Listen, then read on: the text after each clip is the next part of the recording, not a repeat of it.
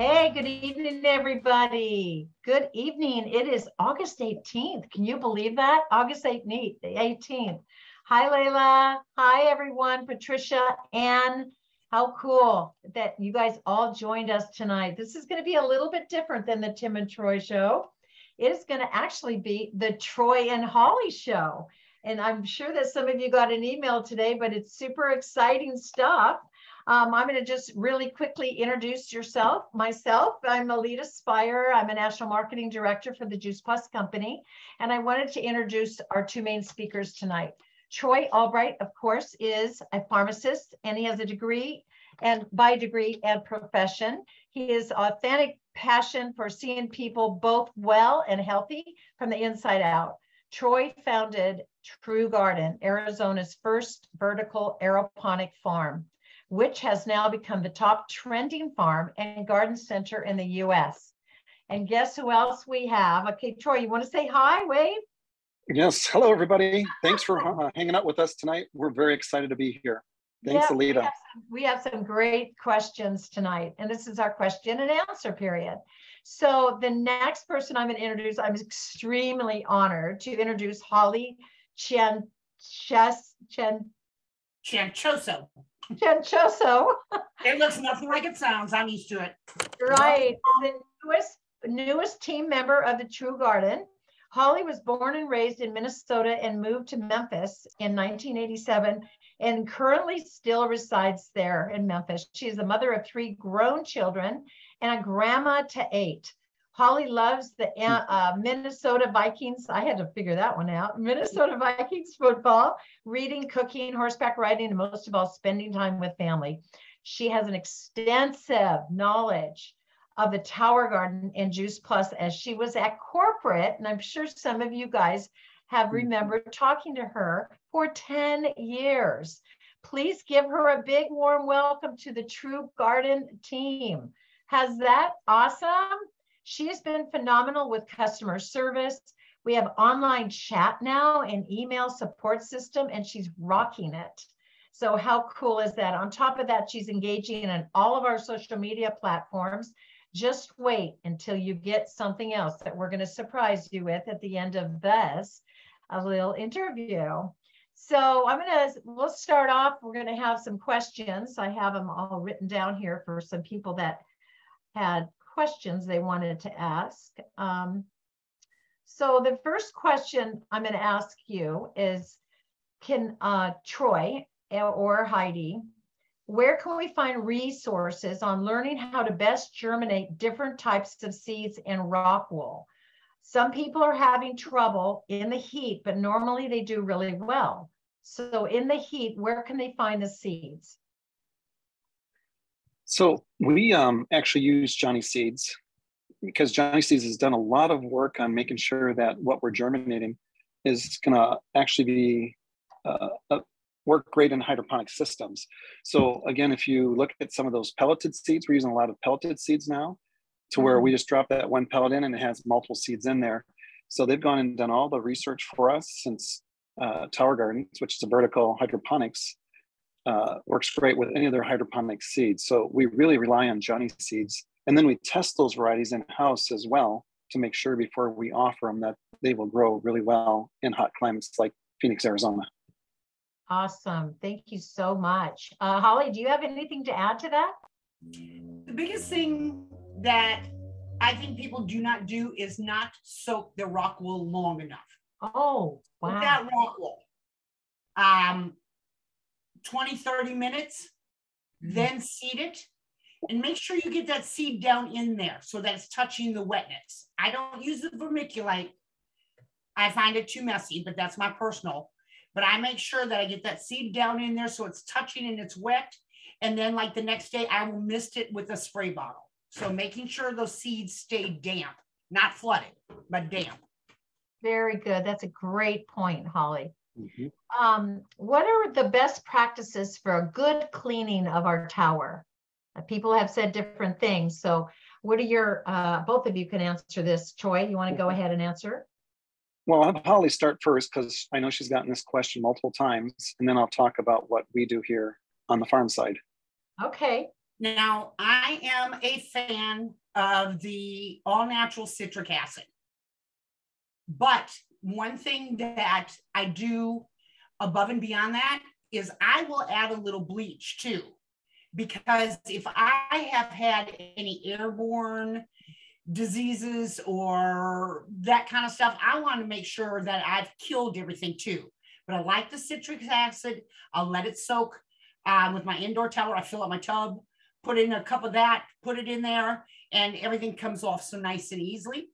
And I was watching people the other day do a video where they're doing it in their dishwashers, not using the heat setting, and sprinkled some of that. And she was talking about that's so easy. So Wow. everybody has a little bit, but I like the citric acid. You don't want to do anything that's going to scrub it because of that UV protected on the outside. And like I said, I like to use a little bleach to make sure I kill everything. That's great. So I think that's the key, Alita, you know, as Holly is touching about this, that if you use citric acid, that's going to take off all the buildup, but it's not sterilizing the tower. I remember I had one of your NMDs here in Arizona that had bought seedlings from me and they all died. So then she bought them from Living Towers and they all died. And she bought them from another place and they all died. Well, when she called me up and said, I don't get this, what's going on? I'm sure all these seedling providers know what they're doing. I asked her, when has she last sterilized her towers? And she said, well, I've had my towers 7 years and she had never sterilized those towers. So there's a point where you get enough root or plant disease in there that those seedlings will get root disease instantly and they just will die on you. So that's why we created a product, or have a product called Twin Oxide, that actually we add to that tower once a month, and it actually helps sterilize that tower on a monthly basis. It keeps your solids dissolved, and it's also sterilizing it. So for those people that are having a lot of scale buildup, the Twin Oxide just knocks it off, or it easily falls off. So that's what's nice about that product. We're constantly sterilizing it, and then it makes easy cleaning. Sometimes it's we're always, you know, in a fast-paced culture, so it's figuring out what's easiest for us. As Holly alluded to, you don't want to scrub the tower too much because then you'll take that UV coating off. So it's important that we look at ways to take the buildup off, be it citric acid, using Twin Oxide, and then we need to sterilize that tower once or twice a year. I see somebody talked about Aquamira, Susan. Yes, Aquamira is the same product. It's just in a liquid form. I know she uses it for some medical issues as well. But again, you got to sterilize that tower at least once a year. I think a lot of people think that by using chlorine or Aquamira or something that they're putting like something dangerous in the tower, and it's not really the case at all. So as long as you're rinsing thoroughly before you put it back together and start growing. Yes. And one thing with the Twin Oxide that I love, it cuts down on that algae buildup. It's amazing. Great, that's great. On that same subject, is it okay to power wash the tower, or will that affect the UV protective coat? No, we power wash all our towers here. We have a commercial power washer, and the stuff just falls right off when we power wash it. And we use the Twin Oxide on our commercial farm as well. And it's important that we get that buildup off, because when you have buildup on your tower, it has to have a living organism to lay that calcium down. So if you have buildup, that means you have living organisms there, and that can lead to plant disease. So again, getting that buildup off is important, and then sterilizing that tower at least once a year. I remember you were telling me a little bit about when the bugs come, if we have a cold winter versus a wet winter, and there was like, okay, be armed. This is what's going to happen because of the dryness. Or what's kind of a rule of thumb for that, both of you, if you can address that? Go ahead, Holly. So with the seasons, I don't know, are we talking about just bug prevention or something to what you said? Yeah, go ahead. Yeah, it was like, if somebody has aphids, okay, they're going to have aphids because of, and you would say, oh, we had a very dry winter, or we had a very wet winter, or we had an icy cold. There was some kind of a formula that you can kind of count on being aware of that at least. So when we have a very mild winter across the country, the bugs come back in full force because they didn't, with the freeze, when we have winter come and we have these freezes across the United States, that really knocks down the bugs. This year in Arizona, we've had quite hot summer, but a lot of humidity. So very similar to what's going on the East Coast. Fortunately, in Arizona, we don't have the same number of bugs that we see on the East Coast, or even with other parts, Florida, Tennessee, you get lots more bugs than what we have here in Arizona. So we might be humid, but we have less bugs here just because of the climate that we have. So we're very fortunate. We can grow very strong seedlings because as soon as the monsoon season is over, we get very, very dry. And again, if you don't have that humidity, the sun is incredibly good for our seedlings, and it really hardens those seedlings off. So as we ship them over the United States, they're very, very strong seedlings. So I believe that's what you're getting at, right, Alita? Yes. Thanks for that. Did you have anything to add, Holly, about that? The biggest thing with aphids is being ahead of the game. You've got to spend time. And for me, indoors or outdoors, I like my morning with my cup of coffee, and I just go out with my tower and I just touch the leaves. I just run my hands up the tower and touch the leaves, because if I've got any bugs, they're going to fly off. And somebody asked about washing outside. Yeah, that's the best way to keep aphids. If you got a hose that thing down in the evenings or early morning, that will keep the aphids off. But just being aware of it before it's overly infested. And if you keep your tower harvested, because they like when they're big and green, gives that, ooh, look at this. So keep it harvested, eat the stuff. Yeah. So do we need to switch out water during the growing seasons, like completely? Or like when I planted my indoor garden in September, I just emptied it in June. I know that's an awful long time, but outside, I really rarely emptied my tower. I mean, it was thriving and it was okay. So do you recommend us switching the water out every season, or? So yeah, there's different ideas. Once you start, I don't do it outdoors because I'm always adding new water to it. It's so hot here in Memphis. Yeah, that's right. So indoors, Alita, it's much more forgiving because you don't have the hot temperatures. I mean, most of us keep our houses fairly cool, so it's way easier to let that water go a good 4 to 6 months. Because I tell people, if you're thriving, if your tower is thriving, you're 6 months into it indoors, just keep adding water to it. Yep. But as soon as you start having some growing issues, things slow down. If in doubt, throw it out. Is what I tell people. So refresh that tower. Here in Arizona, we tell people, refresh it before summer comes, and then when summer is done and you've been growing that whole summer, refresh it again for fall, and you're ready to go. So we basically have the 2 seasons here. So we just say refresh it twice if you're going outdoors. But indoors, you can typically refresh it just once every 6 months. That's great. I love it too, Layla. Okay. When in doubt, throw it out. Yes. So I know that a lot of people really, really would love to have a tabletop display. So what are the predictions on having something that people can bring to their booths and everything, a smaller unit that they can use for marketing? Has there been any talk about that? The home drops down to 3 pots. The home unit drops down to a 3-pot tall tower. I can take that, and the way the lid is curved, I don't even have to unhook that blue hose and pump and stick that under, and that 3-pot will fit in the back of an SUV. Oh yeah, that's reservoir lid, and then the reservoir next to it. That's a great, yeah. Yeah. We used to haul our big towers. Yeah, this is so much easier. So yeah, I don't think, but a lot of people were asking that. The other thing, this is a really cool question because I honestly have never thought about it in all the years I've had all these towers. One of them is staggering. Staggering when you have 2 and 3 and 4 towers to stagger the produce so you're not having all of them bolt at once. I'm like, why didn't I ever think of that? What are your thoughts on staggering? What do you do? How do you do that? Do you do it every 3 weeks later, do the next one? Or how would you recommend us do that? Well, when I look at our towers, we always encourage people to grow towers with a purpose. So as we start our salad tower, we might have an herb tower going, because those herbs take a lot longer to grow typically, especially oregano, dill, thyme. So we'll have a tower that just has herbs on it, which makes it nice. So we can just come and trim fresh herbs off it. So we'd have a salad tower, a juicing tower, and we try to space those out every 2 to 3 weeks. So that way, as we're harvesting off one tower, the other ones will be there for next week or 10 days later.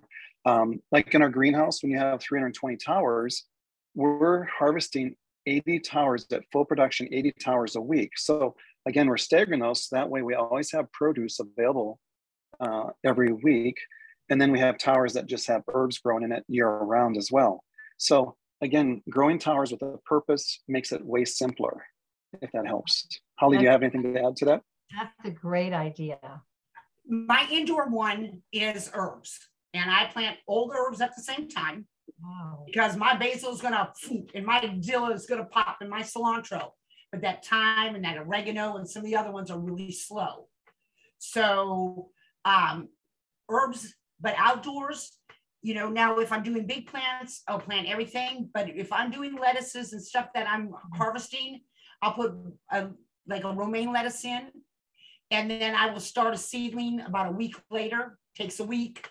By that time, I've got good 2 weeks growth on the other one. Well, 4 weeks from the start.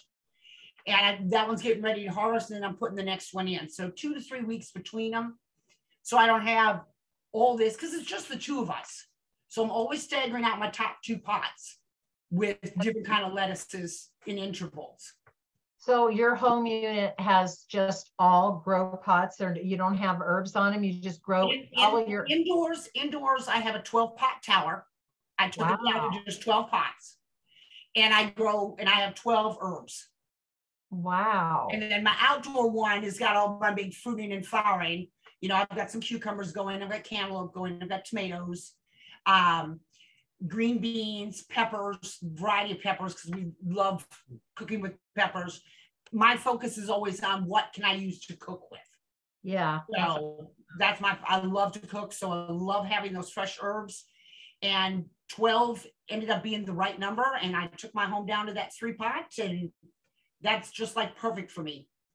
That's wonderful.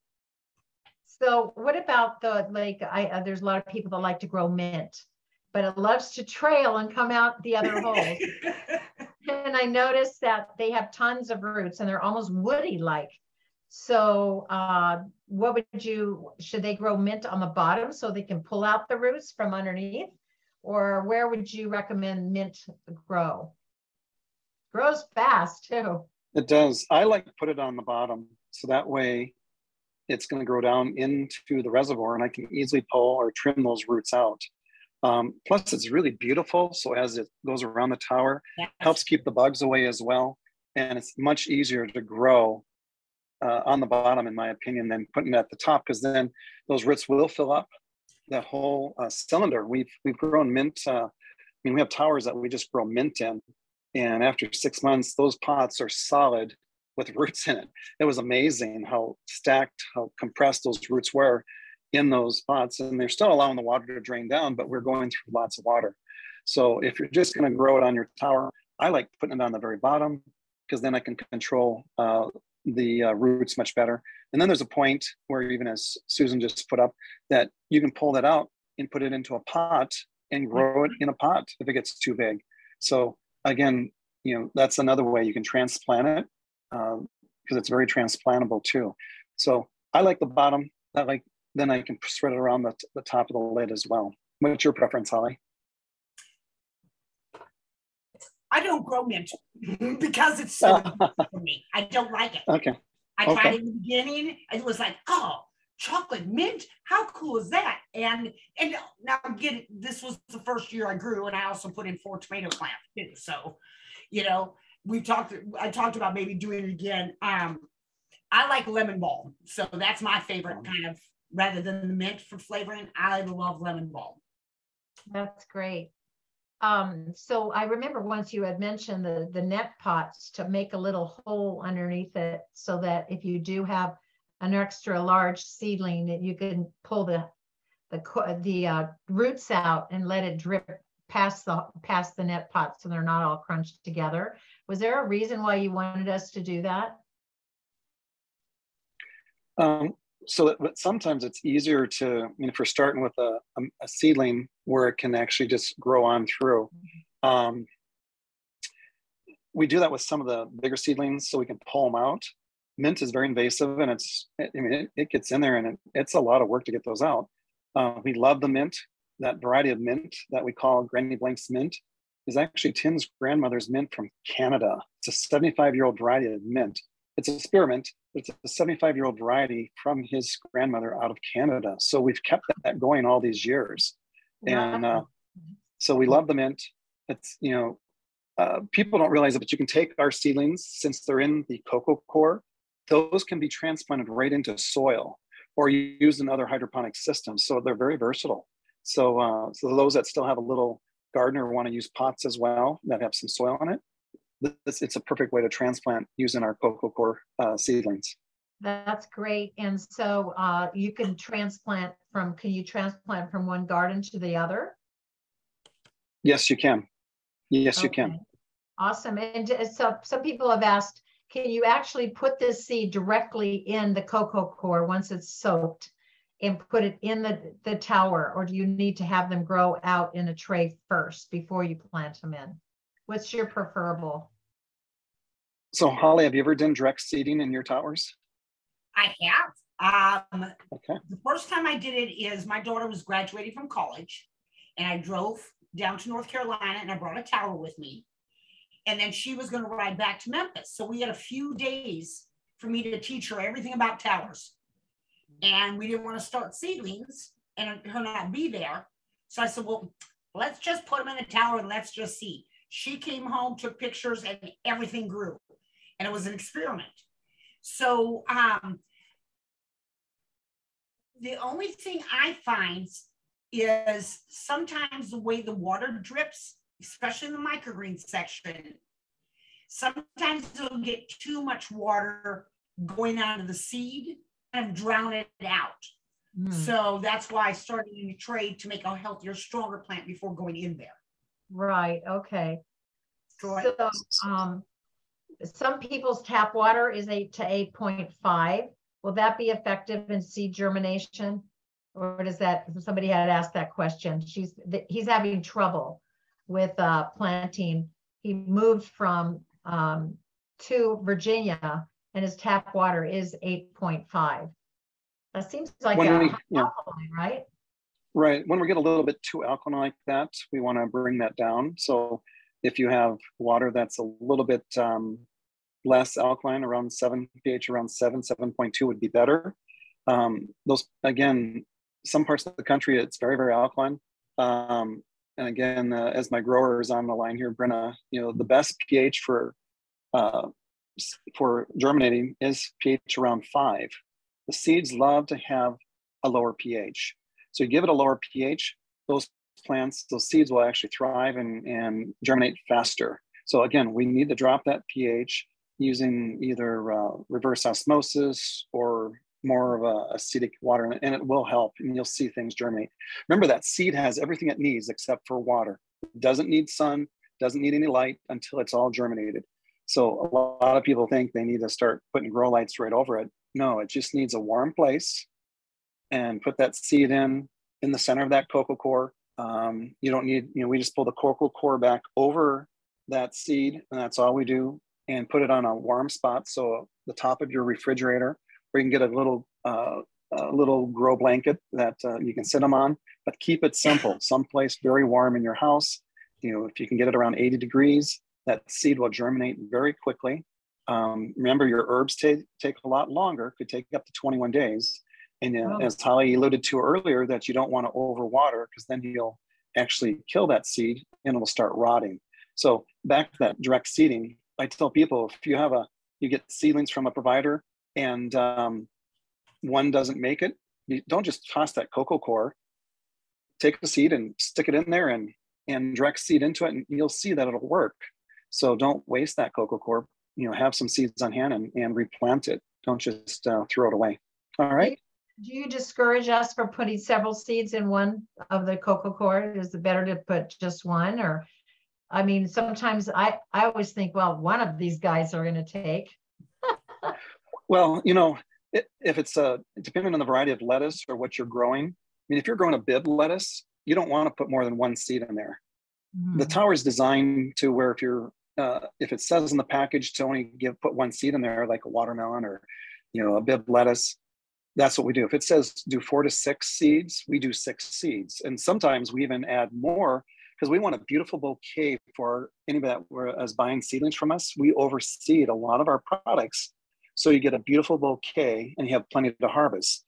And you don't have to go and thin out the seedlings, because a lot of people in traditional gardening would go along and thin out in the soil. With the tower garden, you don't want to do that. There's no need to do that. You've got a beautiful bouquet and grow those seedlings, and you don't need to thin them. And we purposely grow them. So if you want to throw them in your baby green section as well, you'll still get a great bouquet there. So we purposely overseed so people get more of their money's worth than what other traditional farmers do.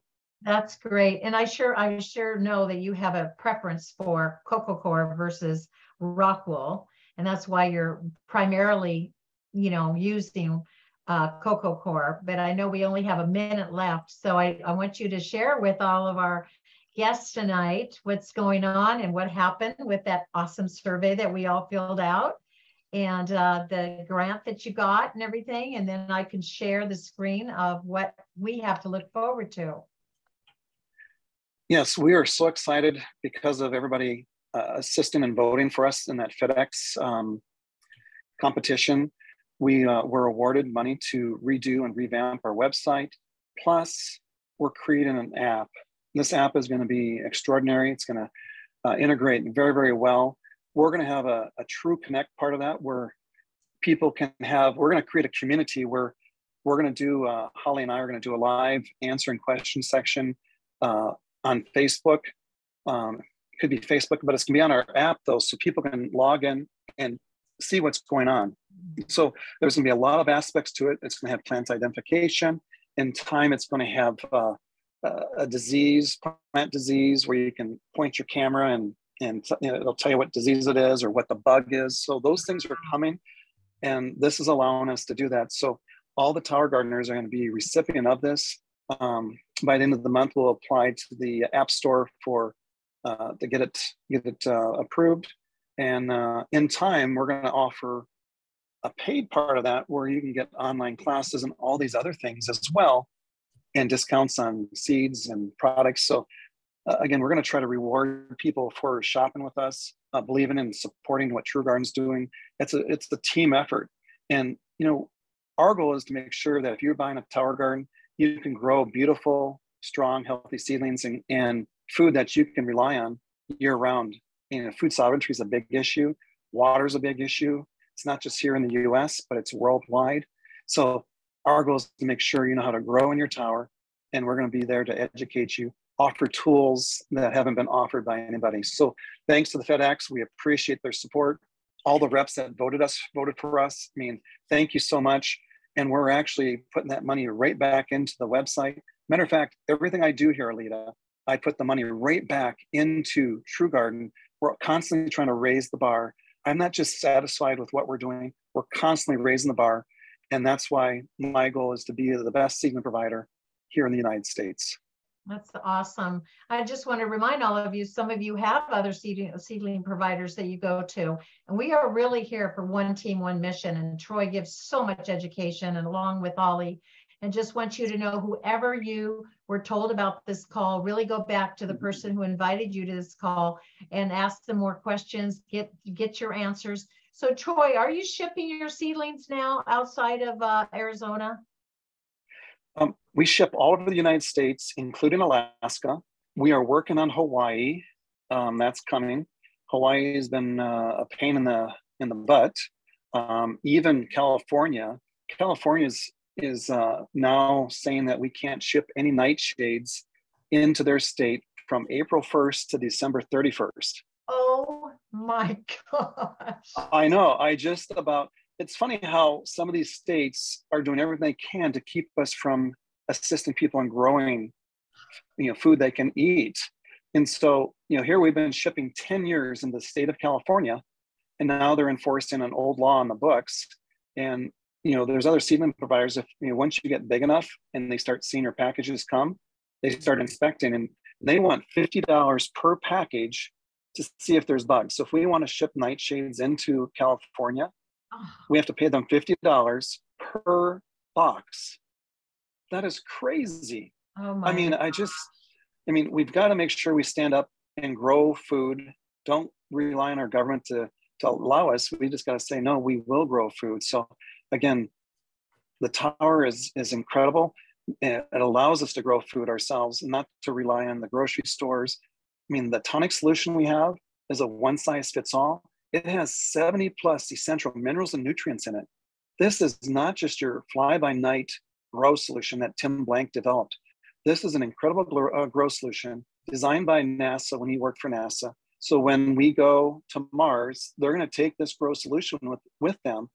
That way they can grow good, nutritionally dense food. This goes along just like with the Juice Plus. If you flood the body with nutrients, just like the Juice Plus supplement, it's incredible. You fix the gut, then the brain signals properly. And what a combination between Juice Plus and the tower. You've got so much nutrition there. What an incredible product. The company has been incredible to be interested in doing the tower gardens back in 2011 and then 2016 when they purchased the commercial side. What a visionary Jay Martin has been. I just applaud the Juice Plus company for doing what they're doing. This has been an incredible opportunity for me and anybody out there wanting to buy tower gardens. And then I would encourage them to look at the Juice Plus as well. It's not just a fly-by-night supplement. Okay. That's awesome. I love that. 70 nutrients for the body, food-based nutrients, right? That is correct. Absolutely correct. Very cool. And you know what, you guys, get your family and friends to get a garden. It's pretty darn cool. And we're super, super proud of True Garden. And Holly, super happy that you've joined us and here you are in Memphis and you're helping us in Arizona, which is, wow, that is super cool.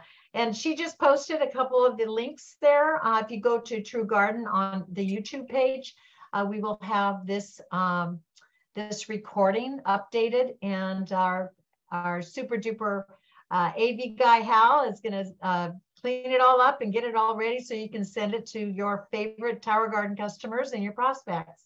So thank you all so very, very much. It's been a pleasure being with all of you tonight, and we'll see you next month. I think it's September 18th. I'm pretty sure. No, it's September 8th. Yeah, it's September 8th. And Tim will be back. And Tim called me today and he said, oh my gosh, Holly's going to be on.